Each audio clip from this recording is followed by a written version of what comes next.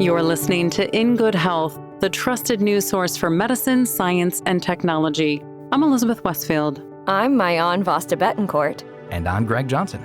This week, why the food industry goes widely unchecked. We can't have politicians choosing not to do anything about this problem because they see the potential of a nice job later on with Coca-Cola or Nestle. But first, Europe's disturbing past of medicinal cannibalism. Every era has a way of normalizing its own madness. And then the big question became not should you eat people for medicine, but what sort of person should you eat for medicine? All that and more this week on Radio Health Journal.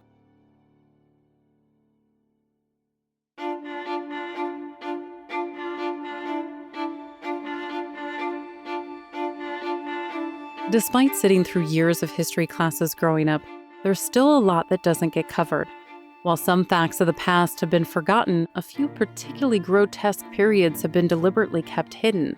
One specific time in early modern Europe seems to have set the stage for today's horror stories of vampires and mummies. From the mid-1400s up to the late 19th century, cannibalism reigned as medicine's top remedy. Don't be shocked if this is the first you're learning of it. Dr. Richard Suggs says it's a moment in time people have attempted to erase from the record book. This was actively whitewashed by medical historians. I mean, they told plain lies about this. They were embarrassed. They were uncomfortable. They claimed that it had been stopped in the 16th century by Ambroise Paré, big French surgeon. He did nothing of the sort. He hated the whole thing, but he said this is the first and last medicine of all our practitioners against bruising and other things. And it was going on very profitably until the time of George III. Sugg is a historian and author of the book Mummies, Cannibals, and Vampires. It details this history of Europeans consuming human bones, blood, and fat. Though it was a popular practice all over, and especially in England, Germany, Italy, and France, the Europeans still looked down upon other cultures, like Native Americans, for similar activities. People's identity as European white Christians from the 16th century to now, essentially, I suppose, was founded on the idea that they were civilized, that they were not savages, that successively the Native Americans who were slaughtered in genocidal numbers in America well before what we think of as the Native American Indian slaughters. This was going on at the hands of the Spanish in the 16th century. These people were the savages. They ate human flesh. They murdered people to eat them. Actually, all the cannibalism they performed was highly ritual, religious, sober, honorable, respectful, and not like the really down and dirty industrial processing that was going on for medicine in Europe, which would include grave robbing. Corpse medicine was so pervasive in these societies that it was being practiced at every level of wealth. One thing you're not taught at school about the Stuart Kings is this. James I refused corpse medicine, although he was probably about the most disgusting monarch that ever lived in Britain, and there's quite a lot of competition for that. Charles II made his own corpse medicine, and he took it in his final illness, which saw him on his deathbed in 1685. And Charles I was made into corpse medicine. Bones, often the skulls, were ground up into a fine powder to be mixed with various other ingredients to cure epilepsy and migraines. Human fat was often applied on the skin as a salve for bruises, and fresh blood was consumed under the belief that the soul of the dead would transfer into the living. In Vienna, in Hanover, in many parts of Germany, you could see beheading going on as a standard form of execution. And at this beheading, you would see the executioner's servants with cups, and you would see people, the moment the head was severed, drinking from cups legally and with a small amount of payment, human blood. For some, it was an umbrella cure. For others, it was an effort to live forever, regardless of the desired outcome. One constant is that people would immediately sprint away after drinking from the victim. They were trying to circulate the blood around their blood. And this was really the inner logic for most people of probably all of corpse medicine, whether it was bones, skull, organs, flesh, or hot blood.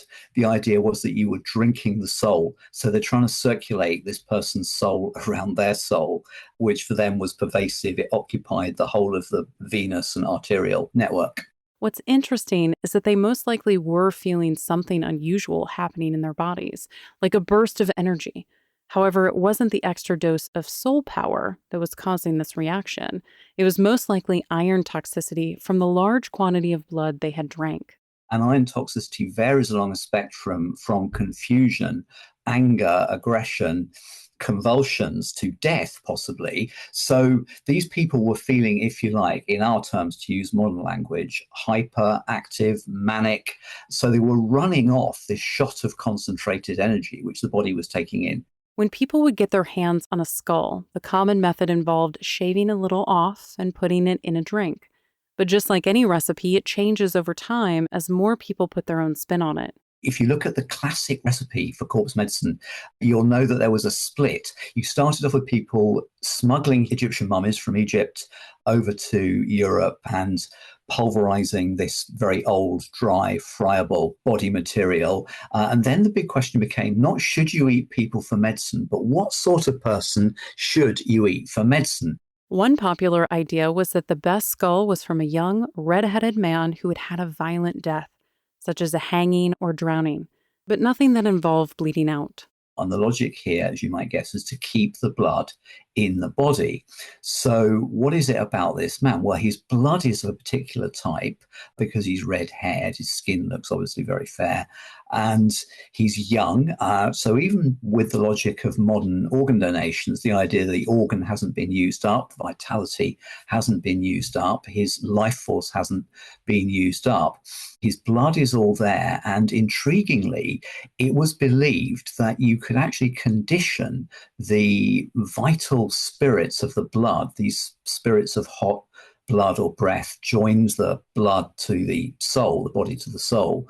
The soul was very much a dynamic, physical, powerful, biological entity. It wasn't a vague, woolly, airy thing that it later became in medical or popular belief. It was all about power. They believed souls were powerful and that they could harness that power by consuming parts of the body. However, you may have noticed that this idea specifically calls for a male soul. That's because during this time, it was debated if women even possessed a soul at all. And if they did, it was assumed that they wouldn't have much power and wasn't worth going through all of the trouble for. But for many of the remedies, Suggs says they wanted a body that was newly dead, ideally within 3 days and unburied. Because up to 3 or 4 days, it was dead, but it was only slightly dead. And we're in the minority in thinking that's strange. For most of history, across most of the world, from the time of Christ into the vampire beliefs of the late 20th, so late 19th, probably early 20th century, and some of these were pretty active around the time that Twilight was published, actually. You could be alive, you could be dead, or you could be slightly dead. And in vampire country, you were slightly dead for 3 days, 40 days, a year, these very definite periods. The belief was that during this period of slightly dead, the soul was smoldering on the body like the last embers in a fireplace and could still be harnessed. This was through the blood, flesh, bones, and in some instances, moss that grew on the skull of unburied bodies. Unfortunately, the Irish rebellion against the English government's expansion was a main source of unburied skulls during this time. Over in Ireland, when people were being massacred, particularly by a character called Humphrey Gilbert, who was knighted for his pains, there was nobody left to bury them. They slaughtered women and children on the basis that, nobody should be allowed to harbour or feed or help these supposed rebels who were trying to defend their own country. So, how popular was Ireland as a source of corpse medicine until the time of George III? This is around 1770. So next time you see a nice period drama, try and insert this into it. There was a customs tax on human skulls, imported from Ireland to England and then exported again to Germany, which is a very big, very late user of corpse medicine. I think it was 1 shilling per head. With such a widespread and popular practice, how does Europe move on from corpse medicine, so much so that it's hardly talked about today? Suggs says it was mainly pushed out during the Age of Enlightenment, when reason became regarded higher than religion. This was also accompanied by a lower threshold for disgust. They start to be referred to as horrid medicines.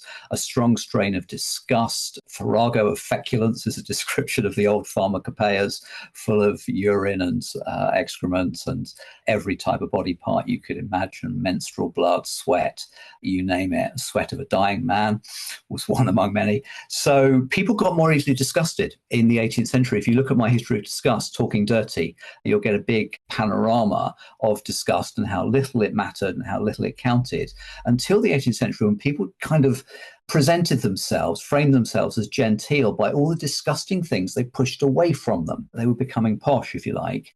And as one ideology got pushed to the side, the era of medicine we know today is what was beginning to take its place. However, it can be argued that in some cases, modern medicine can be just as gruesome. Just as the corpse medicine stopped, the grave robbing for modern science began. And the result of this was that most people were hugely alienated from medicine all across the world, from Scotland to colonial India to Guatemala in the 1990s. There was a very powerful belief. It was usually wrong, but you could see the logic of it. And the belief was this: there is nothing that the powerful will not do to us, and that includes making us into medicine. John Muir, formidably hardy father of ecology as he would become, was absolutely terrified to death of the black doctors that would seize you on the way home from school in Scotland, stick a patch over your mouth, not to damage the merchandise, and carry you away for anatomy teaching. To this day, Americans can be paid for giving up parts of their own body, from donating plasma to the very reproductive cells necessary to create human life. And as people back in the 1600s were being murdered for their body parts, today organ traffickers do the same, even selling them to credible hospitals, which was first discovered in 2009. The number of organ transplants went up exponentially from the late 1990s with very little justification or evidence from where they were legitimately getting the bodies from. So a strange kind of dark labyrinth in which you carry your torch powered by human fat, and you constantly blink at one horrible scene after another, trying to work out which one is true, which one is false. A lot of these beliefs were folk beliefs that people were trying to steal children in Guatemala for their organs and so on. But sometimes this belief that powerful will turn us into medicine is actually true, and probably down to the present day in the very stark, clean, white light of the modern clinic. Which begs the question: what will make future generations look back at us in disbelief? Which events of the 21st century will they try to hide from their history? Sugg's book, Mummies, Cannibals, and Vampires, is available now. You can find more information about Dr. Richard Sugg and all of our guests on our website, ingoodhealthpodcast.org. For more behind the scenes, follow In Good Health Pod on Facebook, Instagram, and X. Our writer-producer is Kristen Farah. Our executive producer is Amira Zaveri. I'm Elizabeth Westfield.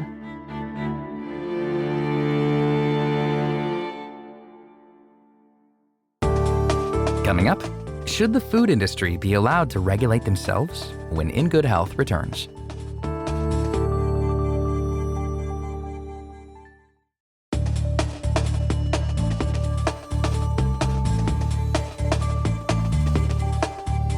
If you've ever felt overwhelmed by nutrition in the name of being healthy, you're not alone, and it's not your fault.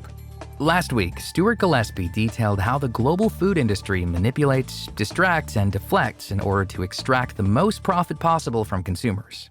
His book, Food Fight: From Plunder and Profit to People and Planet, explains the shift from food being viewed as a necessity to a commodity, and how it's played a detrimental role in the health of humanity. Luckily, it's not all bad news. Gillespie's outlined a framework that he believes can put us back on track, which he refers to as the 4 Ins. The first is institutions, which calls on governments to focus on providing healthy foods for government agencies, hospitals, schools, and other public establishments, ideally partnering with local farmers. The second branch is incentives, because it's rare that people will go against the status quo just because it's the right thing to do.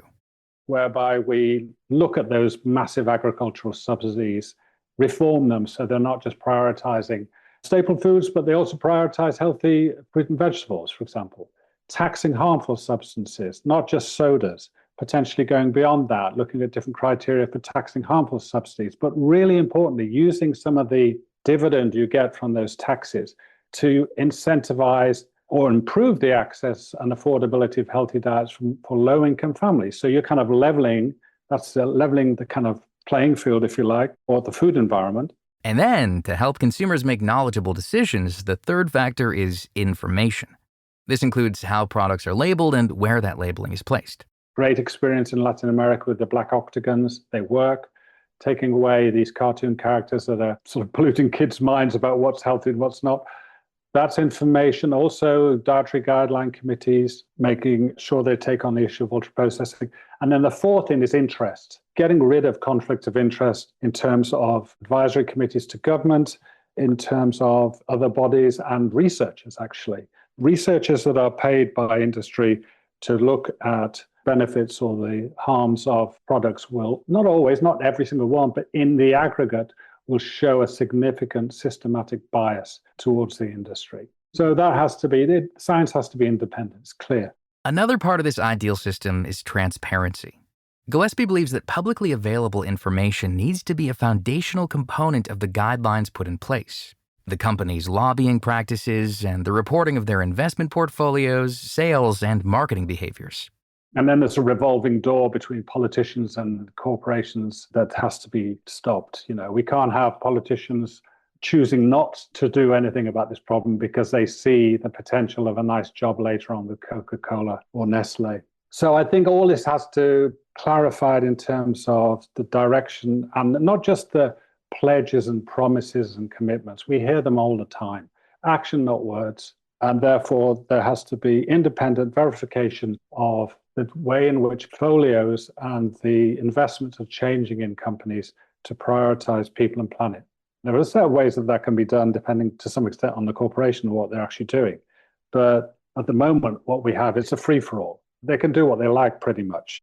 Some governments have begun to talk about this issue. In fact, the UK published a policy paper on a food strategy for England earlier this year. It aims to build a future where food is healthy, affordable, and accessible. However, this effort has included representatives from a few major food corporations, a choice that Gillespie says will reduce this plan into nothing more than another well-intentioned failure. On the planning board, we have various large corporations sitting there, and they shouldn't be there. They shouldn't be on the planning strategy development. So we'll see, but some of the same old mistakes of the past seem to be there, but there's a lot of public demand now for much more transparency and accountability. That doesn't mean there's no spot for industry at the table, but Gillespie argues that they shouldn't be involved until much later in the process. You don't need industry there because industry it's cross purposes. You have two different purposes there. When you have two different purposes, you pollute the discourse. And the two different purposes are profit and health, if you like.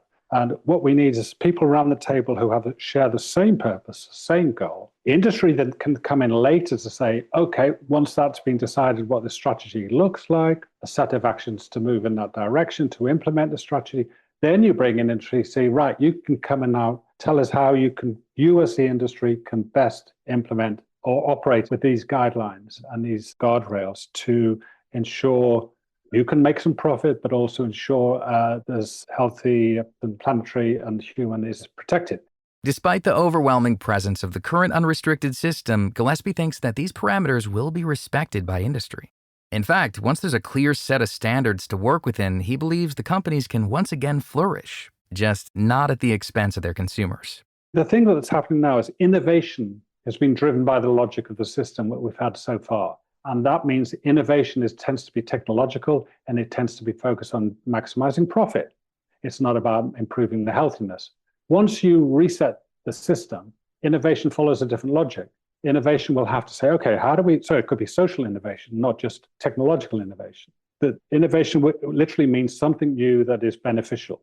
That will, again, move more towards people and planet, towards human health, towards planetary health than we've ever had before. They're good at that. They have the money to be able to move in that direction. They just don't have any incentives to do that right now because they're making a lot of money out of doing what they've done for the last 15 odd years.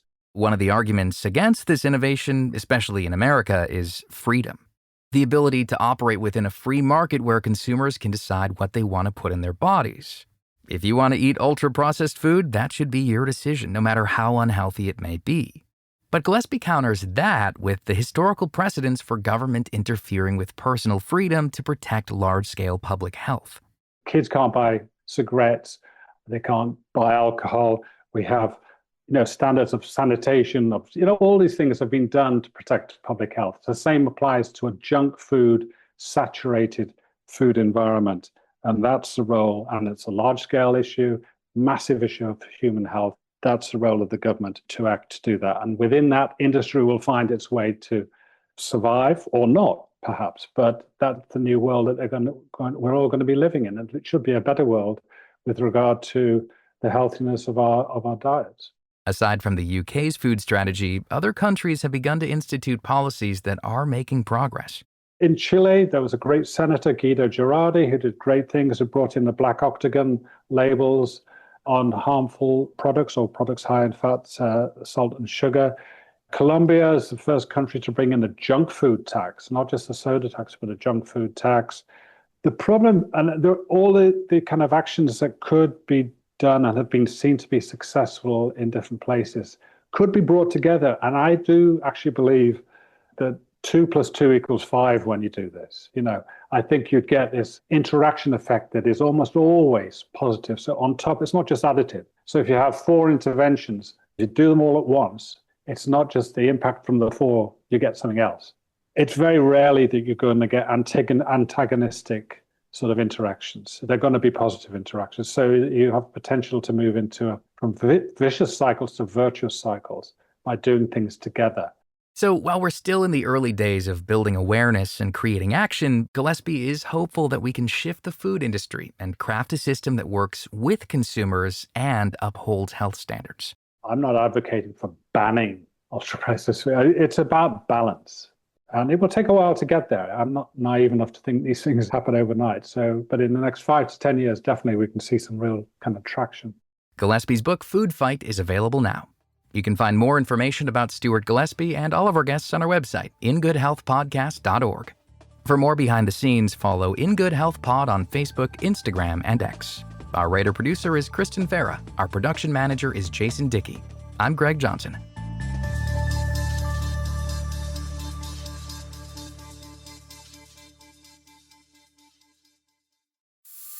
In Good Health returns in just a moment.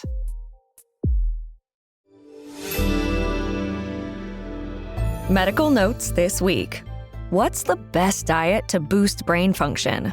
A new study in the journal Metabolic Brain Disease reveals that following a low-carbohydrate or low-calorie meal plan was shown to improve brain metabolism in patients with early-stage fatty liver disease. Researchers found that just 2 weeks of this diet slowed cognitive decline and supported long-term brain function. The scientists are now conducting a larger clinical trial to see which dietary interventions make the biggest difference.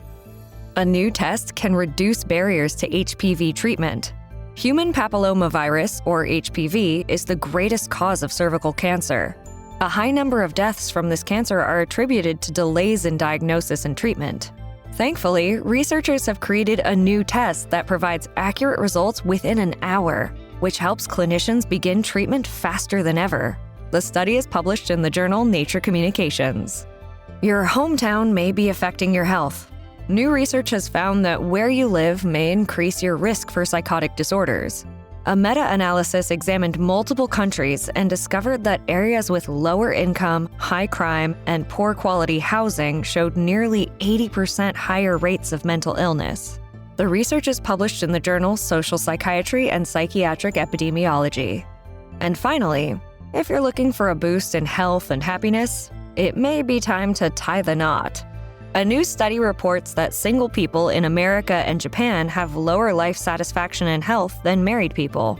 The data includes assessments of psychological and social factors over 2 decades. The findings appear in the journal Personal Relationships. And that's Medical Notes this week. I'm Mayan Vasta Betancourt. Thank you for joining us this week and every week as we break down the science stories you need to know. You can find all of our past segments and guests on our website at ingoodhealthpodcast.org or wherever you listen to your podcasts. Follow us on Instagram, Facebook, and X for more behind-the-scenes content. Tune in next week for another edition of In Good Health.